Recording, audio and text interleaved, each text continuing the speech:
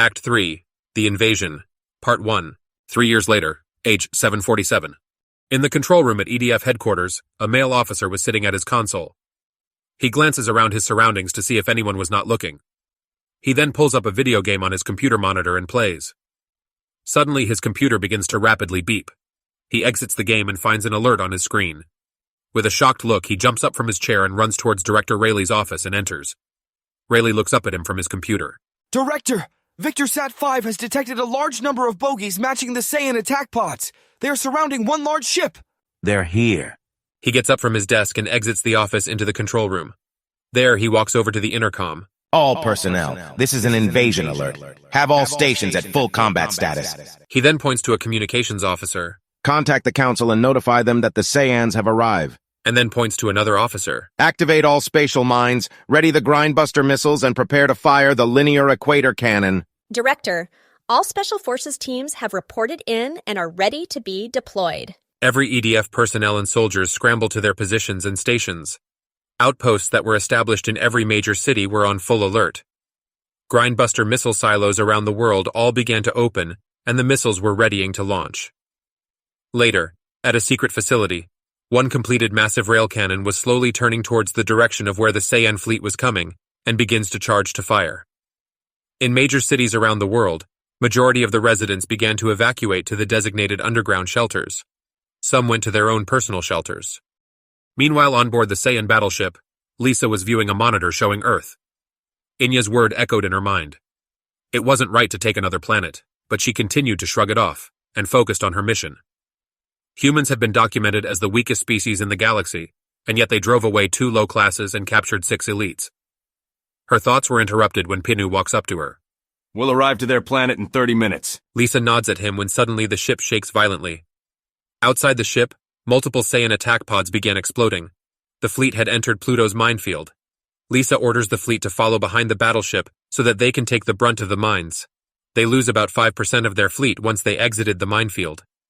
10 minutes later, they arrive at the asteroid field and entered another minefield and lost an additional 5% of the fleet. Soon they arrived at Mars and detected 34 missiles heading towards them. The battleship opened fire at the missiles and was able to destroy 26, but the remaining 8 detonated at the target coordinates, destroying an additional 20% of the fleet. Finally, Earth was in their sights, and they soon would discover that Earth had one more attack. The linear equator cannon fires at the fleet. The battleship performed evasive maneuvers and barely missed the massive projectile, but the other pods were not so fortunate. It destroyed an additional 35% of the fleet. A total of 65% of the Saiyan Invasion force was destroyed. The battleship prepares to land in the southeast hemisphere of Earth on a large island. Multiple surviving Saiyan pods land in nearby cities, towns, and villages. Anti-air defense open fires on the land pods, destroying few and damaging most. EDF units stationed in the area engage the invading Saiyans. Multiple battles spread across the southeastern hemisphere. The EDF put up a strong resistance, but the Saiyans fought ferociously. World military forces did their best in evacuating civilians, but soon some city had gone dark due to the Saiyans occupying the areas. Both EDF and conventional military were taking heavy losses. Director Rayleigh ordered all forces to retreat from the southeast sector and reinforce the northeast and southwest sectors. Meanwhile, Lisa orders more squads to take the northeast hemisphere as well as the southwest hemisphere. She wanted to occupy the entire eastern hemisphere of the planet. So, she focused all squads to the northeast and made a hard push. A smaller squad only tested the defense of the southwestern sector. The EDF was more fortified in the southwest, but the northeast was less fortified. Soon the northeast fell, thus completing Lisa's objective to occupy the entire eastern hemisphere. Now she focused on the expansion to the west, starting with the southwestern area. She orders Pinu to lead the charge. The Saiyans came in a large force, but the EDF decided to use their trump card. Director Rayleigh ordered all EDF special forces to assist in defending the area. This included Star Team, Solar Team, previously Bravo Team, Storm Team, Vixen Team, Reaper Team, and Ranger Team. The invasion was halted during the battle for the southwest. Pinu and his forces retreated for now. A few months later, Lisa then planned for a major attack on Giga City, the capital of the World Council located in the Middle West. She planned to attack at night when the moon is full by using great apes to attack. However, some Saiyans will have to infiltrate the city. This will be the same plan they used when they finally eliminated the Tuffles from Sadala. Meanwhile, it has been months since the Saiyans made any moves except small skirmishes. Director Rayleigh had a hunch that they are planning something big. But what? Mercury went to see Bardock and his squad to gather more information from them about the Great Ape. They were cooperative, since he established a rapport and friendship with them over the years. They told him everything. Mercury gave his report to Rayleigh, who then calls a meeting with the council. Later, inside a conference room at EDF headquarters, Director Rayleigh, Major Mercury, and a woman with long brown hair, wearing a pink lab coat named Dr. Nain, sat at a square table facing a large video screen that showed council members and a world military general named Red. How can we be sure that the Saiyans would even attack us during the full moon? Based on the report given by Major Mercury, our moon gives off an unknown radiation, similar to the artificial moon Bardock made. If they can make artificial moons, how come they didn't do it when they landed? From what Bardock told me, he is the only one who has invented it. On the plus side, the Saiyans came when the full moon is mostly seen in the Western Hemisphere. I trust the words of the Major. We have formulated a plan for the defense of Giga City, but first we need to begin citywide evacuation, now. We have 5 days to do so before the full moon is seen. Ranger, Reaper, and Vixen teams will engage and distract the Saiyans, while Star and Solar teams will go for their tails. Director, I like to add that we are developing a bioweapon that can cancel out the moon's radiation. If the task force can hold out, we can disperse it into the atmosphere. This can also keep the Saiyans from transforming. Those already transformed will revert back to normal. Major, will you be able to hold out long enough? I believe we can. All right, that's our plan. General Red will coordinate the evacuation. Dismissed. The evacuation of Giga City was a massive undertaking. Within those 5 days, millions of people would leave their homes and resettle deep in the western sector. While conventional military forces escorted civilians out of the city, the EDF would set up inner and outer defenses of the city. During all this, some Saiyans have infiltrated the city, hiding in buildings that had already been checked by military forces. Finally, the 5 days have passed. Nearly 85% of the city was evacuated. Those that couldn't leave took shelter in the underground bunkers. Nighttime had arrived. The EDF ground forces patrolled the inner city while conventional military forces set up blockades around the city. Naval battleships and carriers with reinforcements were on standby. EDF special forces stood on top of the skyscrapers looking out for any signs of the enemy. The full moon was shining, and everything was eerily quiet.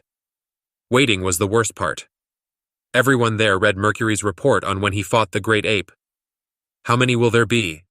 And will Dr. Nain's weapon be ready in time? It seemed like time had slowed down. The full moon was shining, and yet everything was eerily quiet. The Star team stood on top of the tall skyscraper that oversaw the entire city.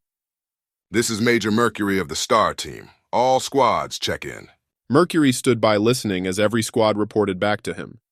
There was still no sighting of the enemy. Kendra, you think we could be off about this? I mean, how can we be absolutely sure that the Saiyans will attack? We really don't have any evidence to support this. It does seem far-fetched. But we have to assume that they have intel on us just as much as we do on them. Giga City is the capital, so striking the core of our government could cause serious damage on us. It's bad enough that we are slowly losing this war. It was at that moment when suddenly they heard a roar. A roar of a great ape. Then radio chatter became hectic as shouting and screaming are heard. Next followed a large explosion seen in the distance. Then more roars are heard and more explosions are seen, from within the city. 10 great apes were deep within the city. The apes began destroying building after building. All squads within the city sprang into action. As planned, the other squads distracted the apes, while Star and Solar teams went for the tails. Everyone had to split up to cover more ground. The battle was brutal.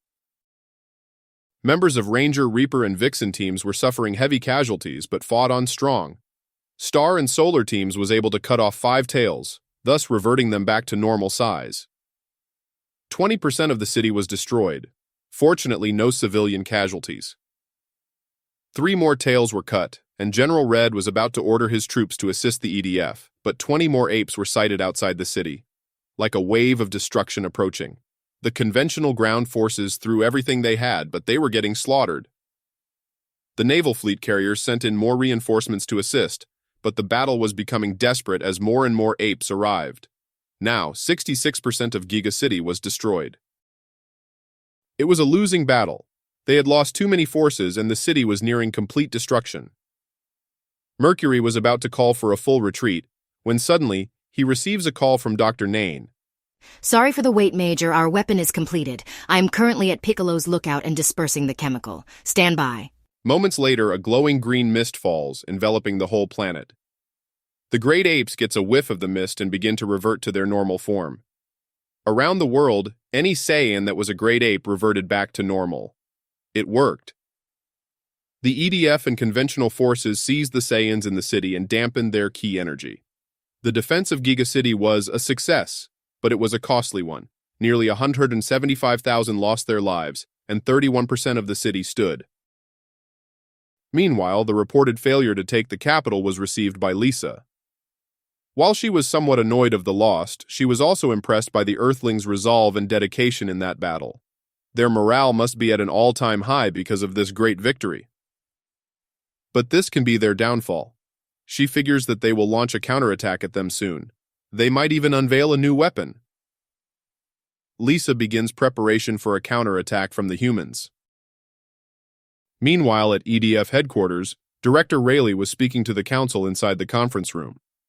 General Red was there with him as well. It was a tough and costly battle, but we managed to save the city and push back the Saiyans. Also, battle data from the advanced armament suit has exceeded expectations. It was at that time that Mercury and the Star Team entered the room. Rayleigh glanced at them as soon as they entered. Excellent work, Star Team. As always, you all have proven extremely reliable in this difficult battle. Yes, but there is no time to rest. It's time we go on the offensive. That is why I want the EDF to attack their mothership. We will call this Operation Takeback. That's deep in their territory. We don't know what we will face. Did not the Major report that when Bardock reverted, he was in a weakened state? I did, but for those who were transformed, we can't assume that they all are weakened. The Council will launch this mission, and that's final. Okay. What's the plan, then? A full frontal assault. The plan is to use our new weapon, the electronic blast cannons. We have 5 prototype cruisers with many more under construction. We'll tear a hole in that ship and have our ground forces charge in and take the ship. Our Navy is on standby. We will show these Saiyans the might of our military. That's it? You are going in with no intel on the enemy's defenses. I refuse to send my people into an operation that will fail. Well then, it pains me to do this, but you are temporarily relieved as director of the Earth Defense Fighters until this operation is over. We also don't need the help of your special forces for this operation. This triggered Rayleigh. He started to walk towards Red, but Mercury put his hand in front of him. He then glares at Red. Remember this. You are responsible for the lives that you're sending on this operation. Their blood is on your hands. Remember that, General. Mercury, Rayleigh, and the rest of Star Team leave the room without being dismissed. The now Director Red shrugged his shoulder and continued to make preparation. As time passes, he manages to gather a large army composed primarily of EDF forces for the operation. A naval fleet consisting of the 5 experimental cruisers, 10 battleships, 4 carriers, and many destroyers and troop transports. They began to close in on the Saiyan battleship. Meanwhile, Mercury and Rayleigh soon enter the mess hall and join the Star Team. Other members of the Special Forces were there as well. A radio was set up to listen to the progress of Operation Takeback. This is stupid. Red's a fool to think that brute force will solve everything. What does he think he'll gain? I've known Red since before the founding of the EDF. He's always wanted glory for himself. He never liked that I became director instead of him. So we're just gonna let them do this? There's nothing we really can do. The EDF belongs to the World Council. Maybe this operation will be a success. That's impossible. They are underestimating the Saiyans' power. There is still their leader they have to deal with. It was at that moment when radio chatter begins to increase in frequency. The battle is about to begin. They focused their attention on the radio. Director Red had positioned his carriers in the back of the fleet. The experiment cruisers in front of the carriers, battleships in front of the cruisers, and destroyers in front of the battleships. Landing craft stood by as the cruisers began to fire their electronic blast cannons. The energy beams slammed into the Saiyan battleship until its shields finally dissipates. There was still no sign of any Saiyans. Red then orders all landing craft to proceed with the operation. Hundreds upon hundreds of EDF soldiers poured out of the landing craft and stormed the beach. Multiple tanks and armored vehicles stormed the beach as well. On seeing this, Director Red, who was on one of the cruisers, smiled to himself. This operation was going very well. In just a few minutes, that battleship was going to be in human hands. His hands, to be precise. He will be Earth's hero. He snapped out of his thought when he heard a large explosion. He turns around and sees that one of the carriers in the back of the fleet exploded, then the second, then the third, and finally the fourth. He just lost his support in a matter of seconds. Next, all of the fleet's AA guns open-fired. He looks up and sees a whole army of Saiyans dive bombing towards them. They all fired their key beams at the fleet below, damaging most and destroying a few. The ground forces on the beach saw that their naval fleet was being attacked. Before they can even react, another army of Saiyans poured from inside and behind the ship. Their numbers were staggering. The ground forces opened fire everything they had, but it was in vain. They were being slaughtered left and right. They were quickly being overpowered. Some soldiers surrendered while some ran back to the landing craft. Director Red looked to his left and to his right. His grand plan has failed. He was in shock to see everything fall before him. He fell to his hands and knees as the ship rocked violently. That was a hit from underwater. There were Saiyans underwater waiting for them. He takes one more look upward and sees a group of 5 Saiyans powering up to fire a combined key wave. He lets out a scream as they fired the key wave and completely destroyed the ship along with Red. It was at that moment back at EDF headquarters that Rayleigh grabbed the radio and changed the frequency to all surviving forces. This is Director Rayleigh. All forces full retreat. I repeat, all forces full retreat. The surviving EDF forces retreated from the area, but the Saiyans did not pursue them. Nearly thousands of soldiers were captured. Only 5 destroyers, 1 heavily damaged battleship, and 1 moderately damaged experimental cruiser was left. Operation Takeback was a disaster. As time passes, the surviving forces of Operation Takeback made it back safely to Allied-controlled territory. Director Rayleigh calls for an immediate meeting with the Council, but only the Councilwoman answered the call. He, along with Mercury, were in the conference room speaking with her. Half of our forces are dead, 30% are missing, and only 20% made it back. We warned you that this plan was going to fail. Now morale is low, and some feel we should just give up. That's what might happen.